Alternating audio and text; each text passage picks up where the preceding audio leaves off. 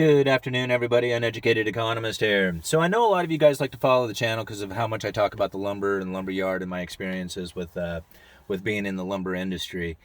And some of the things that I have seen over the last year have just been absolutely amazing, mind-boggling.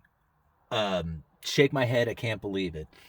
I've talked with some of the guys who work in the industry. Like, there's a couple of guys who work at the company that I work for who've been in the, like, they worked for the company for 30 years. And asking them about, like, some of the things that they have experienced throughout the years, it's all pretty normal stuff. I mean, some years are better than other years. Products come and go, like the things that you used to sell a lot of, you don't sell so much anymore. One of the things that we used to sell a lot back in the day, like 20, 30 years ago, was 2-1-11, like plywood siding.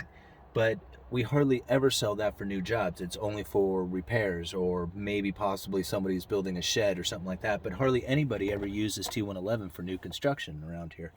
It's very unheard of. I remember when I first started getting into the industry, fiber cement siding was just becoming popular, just finally getting into the normal use, everyday kind of use. And man, there was some issues with it, and everybody had problems with it. And then they just get better about the product, and now it's the standard. Like, everybody uses fiber cement siding to do all their new construction work. I mean, there is other products that people have used for siding, but fiber cement is by far the most common one that's sold.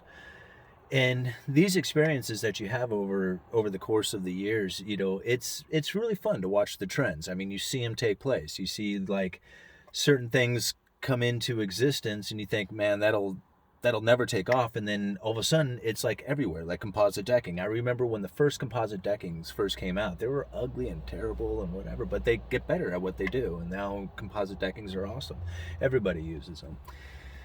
So there's a lot of things that happen inside of the industry that changes throughout time, but there's certain things that just don't change. I mean, there's this, like, certain things that just, like, are just very common. And that's why I like the 2x4 and the plywood. That's the two particular items that I follow to keep track of where we are in the new housing industry, or the new construction industry in general. These are the common pieces. The 2x4s are like the skeleton, and the 1/2-inch CDX, that's like the skin that goes on the outside. And typically you would see these things selling at a reasonable price. And when I mean reasonable, like a 2x4 would sell for around $3, and a sheet of plywood would sell for around $20. Well, today we got 2x4s at $7, and plywood's over at $39, $36, almost $40 a sheet. It's like off the charts expensive for these framing materials. But those are the only two that I've ever really talked about.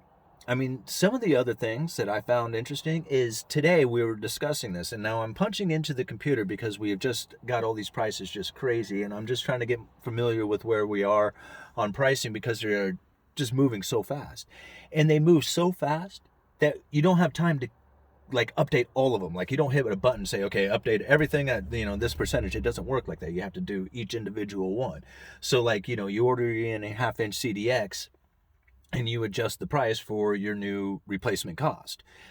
And you may have not ordered a unit of 5/8 CDX or a unit of 3/4 CDX for a couple of weeks, because those aren't nearly as common as the 1/2-inch CDX is. Well, the prices on the 1/2-inch CDX have just been exploding. I mean, people have been, like, buying this up, and, like, the supply is just diminished. You can't hardly find it anywhere. And so the price of the CDX has moved up so high that it's almost the same price as the 5/8 and the 3/4 CDX. Now, typically there would be a spread of like $12 to $15 maybe, in between the 1/2-inch, the 5/8, and the 3/4. So, like, 1/2-inch would sell for, say $20. The 3/4 CDX would sell for, 35 might be a bit high, 32. 29, somewhere in there. So, like, anywhere from a $9 to $12 spread in between there, and that 5/8 would be somewhere in between those two. But right now, 1/2-inch is like $40 a sheet, and 3/4 is $44 a sheet. There's like a $4 spread. But then you also have different grades of plywood. And I went and looked at, like, the 3/4-inch AC plywood, which is like, it's kind of like grades in school. You have a C side and a D side. But then you can also get like ACX, so you have like an A size. So the face of it is really smooth. It's like a paint grade. And that one we were selling for $47. So I'm like, wait a minute, there's a $7 difference right now between half-inch CDX framing grade and 3/4-inch AC finish grade plywood? Or more of a finish grade. It's not like, there's higher grades than that, but that's like, for construction purposes, that's like a finish grade. So I told him, I was just like, man, we got to go in there, we got to adjust this, we got to make this right. You can't have just a $7 spread. You go down to the plywood shed and you say, yeah, it don't matter, it's all the same price. Doesn't matter what you get or what kind. That is unheard of. We have never seen that happen in the markets before. I mean, you see them get close, but you never see it happen like that, which I found incredibly interesting. The other thing that I experienced today down at the lumberyard was inventory levels. Like, you have to be really cautious when you promise. Like, years ago, before the whole, pandemic and lumber crisis and shortage and all that other stuff, it was very easy to get just about whatever you wanted. Somebody comes in and says, like, man, I'm building a deck package. I need 68 footers and 20 10 footers and whatever. And you call up and you can get exactly the amount that you're looking for. Nowadays, you have to call to double check. Hey, do you have plenty of that? Okay, awesome. Yeah, I'll get them for you. But you have to check because there's a hit and miss happening with a lot of the lumber industry. I mean, since the whole crisis, there was a moment there where it was really difficult to get a lot of stuff, especially pressure treated. And that's where I had noticed it first. And I had mentioned that on George Gammon's show. It was like, we had talked about it on that show, talking about the PT shortage. And I kid you not, it was probably just 2 weeks after he aired that it was all over the news about the lumber shortage. It was like, I swear they were listening to George Gammon's and it broke on his show. Anyway, but I've been talking about the lumber shortage for quite a while, and I talk about lumber industry like twice a week now, but at least once a week. However, today, talking about pressure treated, because this was the first time, I saw it happen first in pressure treated, where all of a sudden there was a shortage. I couldn't get certain materials. I'm like, that's strange. That's a new one. I've seen prices go way up, but I've never seen it to the point where I couldn't get material. And when I noticed that, that's when everything started happening. It was when I mentioned it on George's show, and that's when, all of a sudden we had this lumber shortage. Well, something today happened where they actually called me. On Monday, I generally do a pressure treated order on Monday mornings. And today I went and took a look at the racks. They were all full. So I'm thinking, okay, well, maybe I'll just wait till this afternoon. We might get, a sale or something like that wipes something out. Give me an opportunity to buy a unit or something, because pretty much we had full racks of everything. I didn't need to buy anything. So he calls me up, the pressure treated supplier. So, hey, got a truck coming your way, need anything? No, sorry, man. I'm pretty full. I don't really need any stock this week. He answers back, yeah, that's what everybody's saying. Oh, really? First time I heard that one. So apparently, out there, all the lumber shortage is starting to end, or has ended. The high prices, I can't imagine lasting longer. We saw close to 150 per thousand increase in the lumber futures just in the last 3 or 4 days. Incredible. I haven't seen anything like this ever. I've been in the industry since I was 18. This is like the 4th lumberyard I've worked for. And the things that are happening right now are unheard of, like unprecedented. Never seen it before. Building a house right now, you're owning an unprecedented times. Sorry, it's a little cold out here. I'm starting to shiver. But that's one of the things that I look at. Having my fingers on the pulse of the industry. I had an individual actually email me, really nice guy, who says that he's working for a lumberyard himself. And he says, where do I go to get the insider information? And I'm like, you're the insider information, bro. You're it. We're the insider information. That information that I heard from that pressure treated company, that nobody else has that information until now, and when you hear it on this channel. You know, if somebody else happens to have a conversation and is curious enough to ask that guy about it, or anybody else who's working for him who is curious enough to ask about their sales, and to start putting it together with the lumber industry going into the mortgage market industry or the housing industry and real estate. I mean, you think about it right now, you got all this moratorium extensions. This should be like just pumping the housing market up, which it does. But something's happening over in the pressure treated situation that's telling of new construction.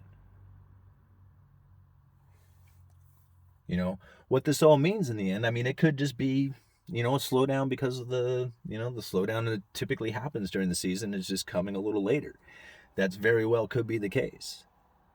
But when you see the futures jumping up 150 per thousand, and you got the pressure treated company saying, yeah, everybody's saying that they're full of stock and they don't need anything, that's a sign. I mean, that's a sign happening right there. So anyway, before I let you guys go, something I wanted to say, because the other day when we were talking about the office, and everybody said that I should save my money and not go into an office and to stay right here in the car because you guys love the car. And it was really touching. You guys mean a lot to me when you guys say that kind of stuff. And I really appreciate it, and I really appreciate the good advice. One of the other things that I wanted to do for you guys is take down the mid-roll ads, because I know mid-roll ads are really annoying, and I know you guys, like a lot of you guys, really don't like them. And I thought, you know, I originally started this channel not to make money, but to learn, and I learn so much doing this. I mean, every day I learn something new, and you guys tell me about how much like you have learned from me. It's nothing compared to how much I have learned from you and doing this channel and trying to just come up with information to talk about and make videos on and just doing the research. It's taught me a lot. It's so valuable. But somebody told me one time, I was just like, why are you, not one time, told me just recently, why are you damaging your family like that? And I thought, I'm not damaging my family. I mean, it's like extra money, you know? And he was just like, no, you should be going for the most that you possibly can all the time. And he's right. And although I wanted to show a sign of how I'm not greedy and how I want this channel to be like, you know, something of like how we progress and learn and, you know, become better or whatever, it does ultimately come down to money and how I use that money to help my family, because I'm not like taking that money and blowing it on new cars, obviously, or toys or whatever. I'm saving it. I'm saving it up to buy a house. I'm saving it up to, you know, have something for my family. That's what I see. I don't see new toys. I see a life. And if mid-roll ads are going to help with that, then I really should, because I tell you, I took those mid-roll ads off for the last few videos, and it cut the ad revenue down to about a third of what it was. I mean, like seriously, it was a lot, and I had no idea how much those mid-roll ads were really worth, but apparently it was a lot. And so I'm going to start putting the mid-roll ads back up. But the other thing I'm going to do, and people have asked me to do this before, is I do not have a backup YouTube channel. I'm going to do a backup YouTube channel. I'm going to start posting the videos there as well, so that if anything ever happens to this channel, we'll have a backup channel that we can go to, or the videos from now on will be posted there as well. I will turn off the comments on that. I'm not going to like promote that channel or anything. It's just simply to put these videos to it. And if you really don't like the ads and you don't want to watch the ads, you can go watch them over there, and there won't be any ads or anything else playing on that channel. So that's what I'm going to do for you guys. But yeah, I don't want to sound like, you know, like I don't know what I'm trying to sound like, but anyway, I'm going to put the ads back on. That's what it comes down to. I got some other things that I have going on in the works. I have an assistant who has actually been helping me out with the channel, Miss Chandler. She has done an immense amount of stuff for the channel.